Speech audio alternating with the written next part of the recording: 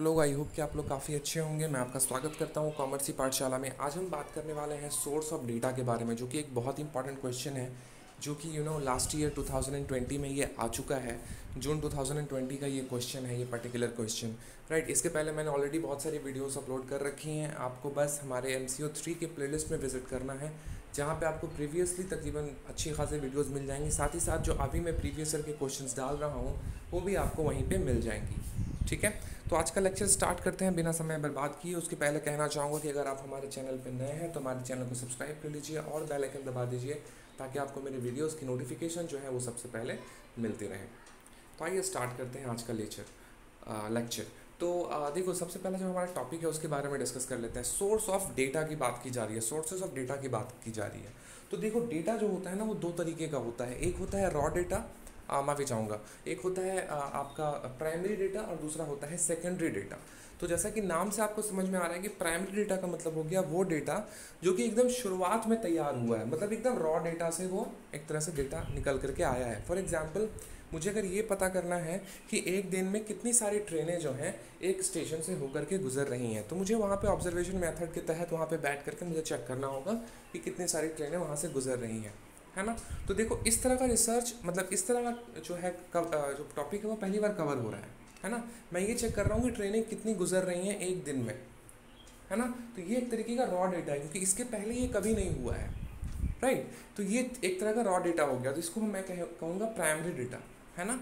लेकिन बाद में अगर मुझे ये चेक करना रहे कि उस पूरे दिन में जितनी भी ट्रेनें गुजरी हैं उसमें से सपोज कलर वाइज या फिर एरिया वाइज अगर हम ट्रेन को अगर डिवाइड करना चाहें, सपोज सेंट्रल रेलवे की 5 ट्रेनें निकली, नॉर्दर्न रेलवे की 5 ट्रेनें निकली, है ना, सदर्न ईस्टर्न रेलवे की 10 ट्रेनें निकली हैं, है ना। तो इस तरीके से अगर हम उसको बांटेंगे तो उसके लिए हमें प्राइमरी डेटा का इस्तेमाल करना होगा, तो ही हम सेकेंडरी डेटा को कर पाएंगे। तो सेकेंडरी डेटा का मतलब होता है ऐसा डेटा जो कि प्राइमरी डेटा से निकल करके आ रहा है ना। तो कोई भी डेटा अगर स्टार्टिंग में आप इसको रिकॉर्ड कर रहे हो तो वो आपका प्राइमरी डेटा है, बिकॉज वो पहली बार हो रहा है। और अगर दूसरी बार उस चीज़ का इस्तेमाल हो रहा है विद सम मॉडिफिकेशंस, तो उसको हम सेकेंडरी डेटा कहेंगे। तो देखो, यहाँ पे हम बात कर रहे हैं सोर्सेस ऑफ डेटा की। तो देखो, सोर्सेज ऑफ प्राइमरी डेटा का कोई पर्टिकुलर सोर्स नहीं होता है, ठीक है ना। जब भी आप किसी एक चीज़ के ऊपर रिसर्च करते हो तो फिर आप उसको डिफरेंट मेथड्स ऑफ रिसर्च जो मैंने अभी आपको बताए थे लाइक प्रीवियस वीडियोस में, उसको आप इंप्लीमेंट करते हुए डेटा को इकट्ठा करते हो। तो वो तो हमारा प्राइमरी डेटा हो गया। यहाँ पे हम बात करेंगे सोर्सेज ऑफ सेकेंडरी डेटा के बारे में, क्योंकि यही आपसे पूछा गया है एग्जामिनेशन में, यही आपसे पूछा जाएगा, राइट। तो चलिए स्टार्ट करते हैं। We have discussed about the meaning of the primary data and secondary data. जैसा कि मैंने आपको बताया, sometimes it is not possible to collect primary data due to time. कई बार ये पॉसिबल नहीं हो पाता कि हम प्राइमरी डेटा को कलेक्ट करें ड्यू टू टाइम, है ना, क्योंकि वो बहुत ही टाइम कंज्यूमिंग होता है, खर्चीला होता है, और वहाँ पे ह्यूमन रिसोर्स आपको चाहिए होता है। तो वहाँ पे ह्यूमन रिसोर्स की भी आपको दिक्कत आती है प्राइमरी डेटा को कलेक्ट करने में। Therefore researchers have to take up the secondary data. इसी कारण से जो रिसर्चर्स होते हैं उनको सेकेंडरी डेटा की मदद लेनी पड़ती है। अब जब वो मदद लेंगे तो उनको डेटा वो मिलेगा कहाँ से, चलिए बात करते हैं। Now let us discuss various sources from where one can get secondary data. सबसे पहले हम बात करेंगे कि कौन कौन से सोर्सेज हैं जहाँ से उनको जो है सेकेंडरी डेटा मिलेगा। साथ में हम बात करेंगे precaution while using secondary data, its merits and demerits and some documentary and electronic sources of data in India. तो बी नंबर पॉइंट हमारा ये क्वेश्चन नहीं है, हम इस क्वेश्चन में सिर्फ सोर्स ऑफ डेटा के बारे में बात कर रहे हैं। मतलब जो हमारा ए नंबर है, डॉक्यूमेंट जो हमारा सोर्स ऑफ डेटा है उसके बारे में हम सिर्फ बात करेंगे। तो आइए बात कर लेते हैं सबसे पहले डॉक्यूमेंट्री सोर्स ऑफ डेटा के बारे में, ठीक है। तो डॉक्यूमेंट्री सोर्स ऑफ डेटा का मतलब क्या हो गया, ऐसा डेटा जो कि किसी डॉक्यूमेंट में अवेलेबल है। जैसे कि मैं ये PDF आपके माध्यम से आपको पढ़ा रहा हूँ, ये एक तरह का डॉक्यूमेंट है जिसके माध्यम से मैं आपको पढ़ा रहा हूँ, है ना। तो ये एक तरह का डॉक्यूमेंट हो गया। अब डॉक्यूमेंट या तो पब्लिश होगा या तो नॉन पब्लिश होगा। पब्लिश का मतलब हो गया ऐसे डॉक्यूमेंट जो कि पब्लिक डोमेन में अवेलेबल है। जैसे कि ये जो अभी मैं PDF का इस्तेमाल कर रहा हूँ, ये पब्लिक डोमेन में अवेलेबल नहीं है, ये अनपब्लिश्ड है। लेकिन अगर इस डेटा को मैं अपने वेबसाइट पर डाल दूँ तो वो पब्लिश्ड कहलाएगा, क्योंकि ये पब्लिक डोमेन में आ जाएगा, हर कोई इस डेटा को एक्सेस कर पाएगा। Right now only I can access this data, है ना, और मैं इसके ऊपर वीडियोस बना करके आपको प्रोवाइड कर रहा हूँ, बट स्टिल ये PDF आपके पास नहीं है ना। तो इसको मैं कहूँगा अनपब्लिश्ड डेटा। तो जो डेटा होता है हमारा डॉक्यूमेंट्री सोर्स, वो दो तरीके का होता है, पब्लिश और अनपब्लिश, ठीक है ना। देखो यहाँ पे एक लाइन लिखा हुआ है, this category of secondary data source में also be termed as paper source, इसको हम पेपर सोर्स भी बोल सकते हैं। और ये जो डेटा है हमारा, जो मेन सोर्स है डॉक्यूमेंटेड डेटा का, उसको हम लोग दो भाग में बांट सकते हैं, एक है पब्लिश्ड, दूसरा है अनपब्लिश्ड। तो सबसे पहले पब्लिश डेटा के बारे में बात कर लेते हैं। So there are various national and international institutions, semi-official reports of various committees and commissions, and private publications which collect the publish statistical data relating to industry, trade, commerce, health, etc. है ना। तो बहुत सारे international और national institutions हैं जो कि और जो वेरियस कमिटीज़ हैं, वो लोग क्या करते हैं कि वो इंडस्ट्री, ट्रेड, कॉमर्स, हेल्थ से रिलेटेड जो डेटा होता है, जो स्टैटिस्टिकल डेटा होता है, उसको वो लोग इकट्ठा करते हैं, है ना।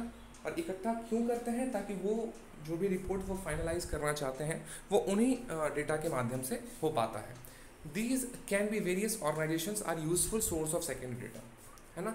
ये जो पब्लिकेशंस होते हैं ये बहुत ही यूजफुल होते हैं किसी भी ऑर्गेनाइजेशन के लिए, है ना।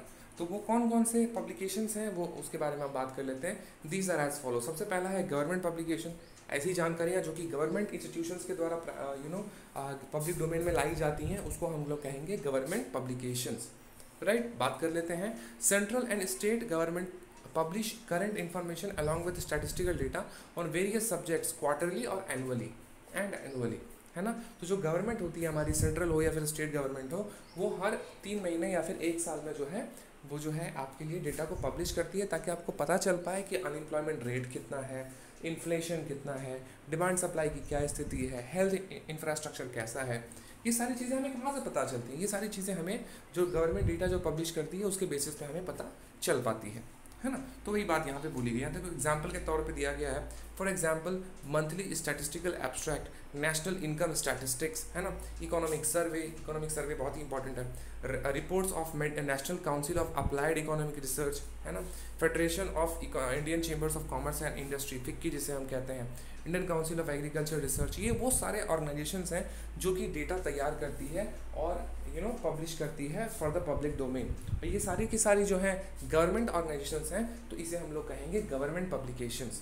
ये जो चीज़ें पब्लिश कर रही हैं उसको हम लोग गवर्नमेंट पब्लिकेशन कहेंगे, राइट। अब बात कर लेते हैं इंटरनेशनल पब्लिकेशन के बारे में। तो इंटरनेशनल पब्लिकेशन में ऐसे कौन कौन से ऑर्गेनाइजेशंस हैं जो कि डेटा पब्लिश करता है? तो देखो यहाँ पे लिखा हुआ है यूनाइटेड नेशन और ऑर्गेनाइजेशन जो कि यूएन है ना। उसके अलावा हमारा इंटरनेशनल लेबर ऑर्गेनाइजेशन जिसे हम ILO कहते हैं, ILO, international monetary fund, world bank, Asian development bank, ETC also publish relevant data and reports, right. तो इंटरनेशनल पब्लिकेशंस के बारे में बात होगी। अब हम बात कर लेते हैं सेमी ऑफिशियल पब्लिकेशंस के बारे में। So semi official organisation like corporation, district board, panchayat, ETC publish reports, ये भी रिपोर्ट्स को पब्लिश करते हैं।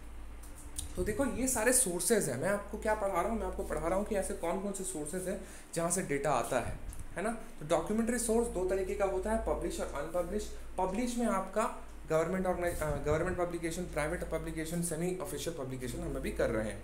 चौथा है कमिटीज़ एंड कमीशन। तो ऐसी बहुत सारी कमिटीज़ हैं जो कि गवर्नमेंट तैयार करती है, कमीशन तैयार करती है, जो जिनका काम होता है रिसर्च करना, जिनका काम होता है चीज़ों को देखना कि किस तरीके से हम बेहतर कर सकते हैं, और उसके ऊपर फिर वो जो है रिपोर्ट पब्लिश करती है ना। तो वो जो रिपोर्ट पब्लिश करेगी उसे हम लोग कहेंगे कमिटीज़ एंड कमीशन की publication, right. Several committees and commissions appointed by the state and central government provide useful secondary data, जैसे कि मैंने आपको कहा। For example, the report of the 10th Financial Commission और 5th Pay Commission, है ना। जो 5th Pay Commission है या फिर अभी तो हमारा 7th Pay Commission चल रहा है। आप समझ रहे हो हमारा बुक कितना पुराना है? तकरीबन 10 साल पुराना है इग्नू वाली बुक, है ना। तो इस तरह के जो डेटा होते हैं उसको हम लोग कमिटीज़ एंड कमीशंस की पब्लिकेशन कह सकते हैं। 5वां नंबर पॉइंट है प्राइवेट पब्लिकेशन। तो ऐसे बहुत सारे प्राइवेट ऑर्गेनाइजेशंस भी हैं जो कि पब्लिश करते हैं डेटा को। अब कौन कौन से हैं देख लेते हैं। न्यूज़पेपर हो गया, जर्नल हो गया। Newspaper and journals publish the data on different fields of economic, commerce and trade, है ना। तो बहुत सारे न्यूज़पेपर्स हैं, जर्नल्स हैं जो कि different field of economics, commerce और ट्रेड के बारे में जो है डेटा को पब्लिश करते हैं। फॉर एग्जांपल इकोनॉमिक टाइम्स हमारा सबसे फेमस, आपको पता है। Financial express, journals like economist, economic and politically weekly, है ना। Indian journal of commerce, journal of industry, trade, business today, ETC, ये वो सारे प्राइवेट संस्थाएँ हैं जो कि पब्लिश करते हैं अपने डेटा को, है ना।